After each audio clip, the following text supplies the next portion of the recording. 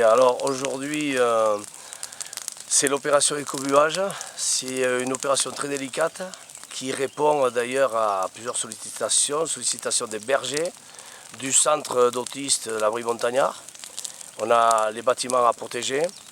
Il y a également les bergers qui font une demande pour l'écobuage des estives. Mais hélas, aujourd'hui, il n'y a plus aucun berger qui prend la responsabilité de faire une demande. Donc tout repose sur la commune pour faire des écobuages. Donc on lance une opération. On a appelé évidemment les bergers. Très peu ont répondu. J'ai réussi à trouver quelques bénévoles. On est 17 en tout. Il faut savoir que les bénévoles, ils ne sont pas assurés souvent. Ne sont assurés que les cantonniers. Les agents de l'abri montagnard évidemment, sinon tout le reste, ils ne sont pas assurés. Donc on fait l'opération qui va durer la journée. On commence à faire un coupe-feu, comme vous pouvez le voir là.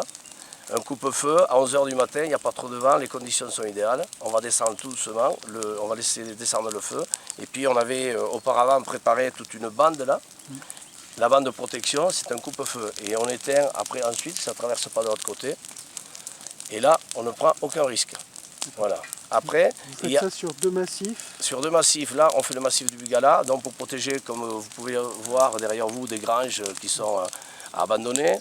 Et ensuite on va faire le grand massif du Layens. Là c'est un massif, il faut faire très attention, c'est très touristique et très prisé par les marcheurs.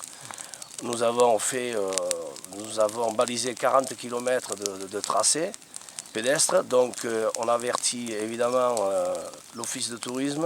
Nous avons averti également l'office de tourisme espagnol, parce qu'il y a beaucoup d'Espagnols qui viennent se promener. C'est passé à la presse, nous avons pris toutes les dispositions possibles de sécurité. Donc le souci qu'il y a dans ce massif, on répond évidemment à la demande du berger pour faire brûler, parce qu'il nous explique qu'il en a vraiment besoin. Et ensuite c'est la protection des granges en milieu. Enfin, en milieu, ça devient un milieu naturel aujourd'hui, mais c'est en zone intermédiaire. Aujourd'hui, les zones intermédiaires sont abandonnées. On ne fait plus la différence entre le communal et le privé. Donc c'est le danger. On est obligé de mettre des équipes en place pour faire aussi des pare-feux autour de ces granges. Voilà. D'où un dispositif assez important aujourd'hui. Mais quand c'est fait dans les règles de l'art comme ça, il n'y a pas de souci.